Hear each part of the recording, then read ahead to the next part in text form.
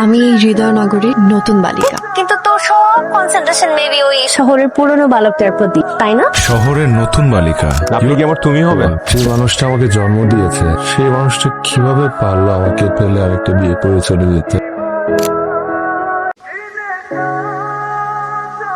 Life is painful.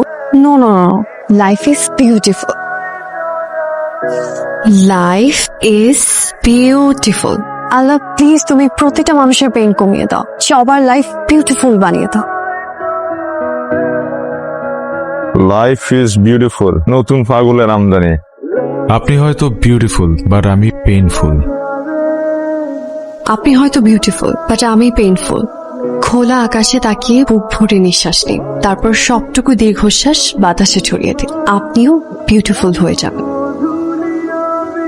খোলা আকাশে তাকিয়ে বুক ভরে নিঃশ্বাস নিন, তারপর সবটুকু দীর্ঘশ্বাস বাতাসে ছড়িয়ে দিন, দেখবেন আপনিও বিউটিফুল হয়ে যাবেন।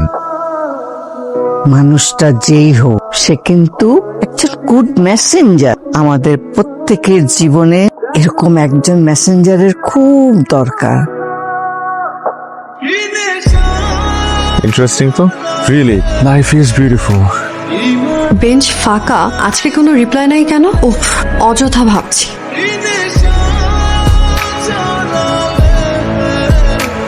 আপনি কি ম্যাজিশিয়ান? আপনি কি ম্যাজিশিয়ান? আমি ম্যাজিশিয়ান না, আমি খুব সিম্পল একজন মানুষ। ছেলে মানুষ নাকি মেয়ে মানুষ? আমি এই হৃদয়নগরীর নতুন বালিকা। নতুন বালিকা, দারুণ তো। আর আমি এই হৃদয়নগরের পুরানো বালক। পুরনো বালক? শহরের পুরনো বালক। আমার গোল হচ্ছে তোমার ফ্রাস্ট্রেশন দূর করা। শহরের নতুন বালিকা, you are a very mysterious girl. মানবতার দেয়াল নিয়ে আপনার কনসেন্ট্রেশন কিন্তু দিন দিন কমে যাচ্ছে। সব প্রেশার আমি আর নীলয় মিলিয়ে নিচ্ছি। Sorry, it's okay. কিন্তু তোর সব কনসেন্ট্রেশন মেবি ওই শহরের পুরনো বালকটার প্রতি, তাই না?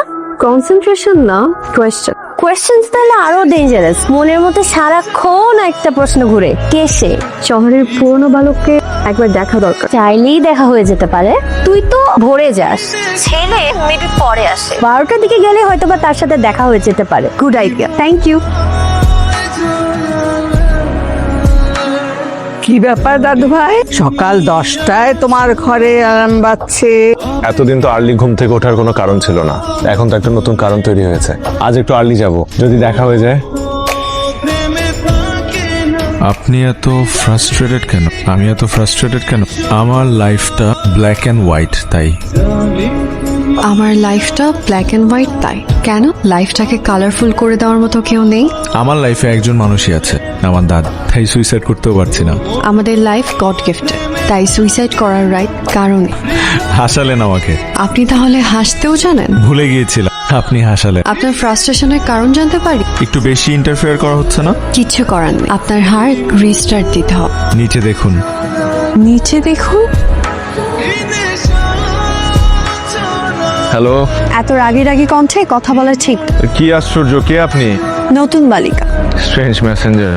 আপনার ওয়েল উইশার। আমি সুকন্যা। আমি সাব্বির। আপনার হার্ট রিস্টার্ট দেওয়ার জন্য কল দিয়েছি। আপনি কিন্তু সেই প্রথম থেকেই আমার পার্সোনাল ম্যাটার ইন্টারফেয়ার করছেন। বিষয়টা আমি একটা ইন্টারেস্টিং গেম হিসেবে নিয়েছিলাম, কিন্তু এখন কি আপনার মনে হচ্ছে না আপনি একটু বেশি বাড়াবাড়ি করছেন? করছি। কেউ একজন লিমিট ক্রস না করলে আপনার লাইফটা বিউটিফুল হবে কিভাবে? কিছু কিছু মানুষের জীবন কখনোই বিউটিফুল হয় না। ঠিক আছে, তাহলে বলে। চুপ করে আছেন কেন? বলেন। দেখেন, আপনি কিন্তু এখন বাড়াবাড়ি করছেন। ফোন রাখেন আপনি। Take my mother. Take my mother.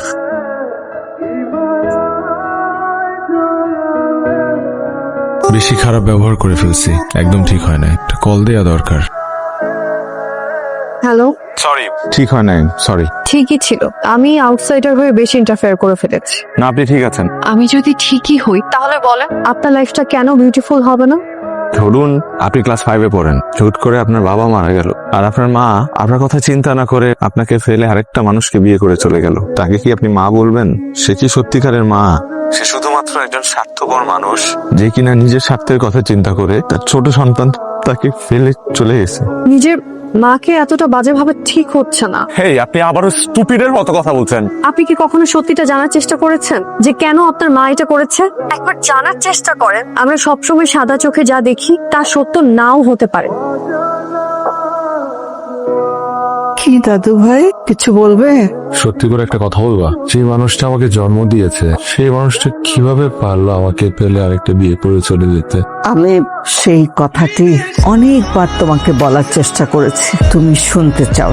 আমি বলবো, তুমি এতটা বছর তাকে ভুল বুঝেছ। ভুল? সে তোমাকে ফেলে রেখে বিয়ে করতে চায়নি। তোমার নানা নানি, আমরা সবাই মিলে জোর করে বলতে গেলে একরকম তাকে বিয়ে দিয়েছি। বিয়ে করেছে একটা শর্ত দিয়ে, সে বিয়ের পরে মা হবে না। সে তোমাকে তার জীবন দিয়ে ভালোবাসতো, এখনো ভালোবাসে। সে শুধু তোমার মা হয়েই থাকতে চায়। আর যে মানুষটা তাকে বিয়ে করেছে সে শর্ত মেনেই বিয়ে করেছে, শুধু তোমাকেই ভালোবাসে।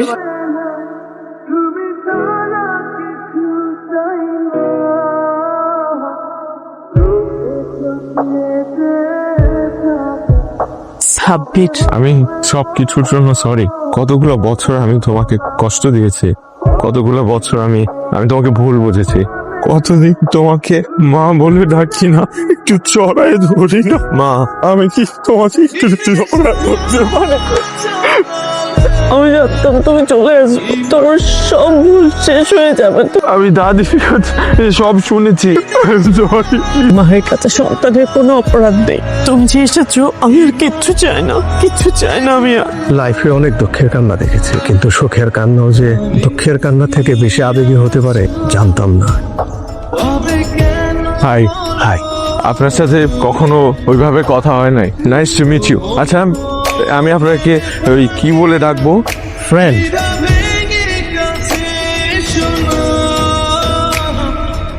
Hello, I was wrong, you are right. জানো, মানে আমার মার সাথে আমার সম্পর্ক ঠিক হয়ে গেছে। Thanks god.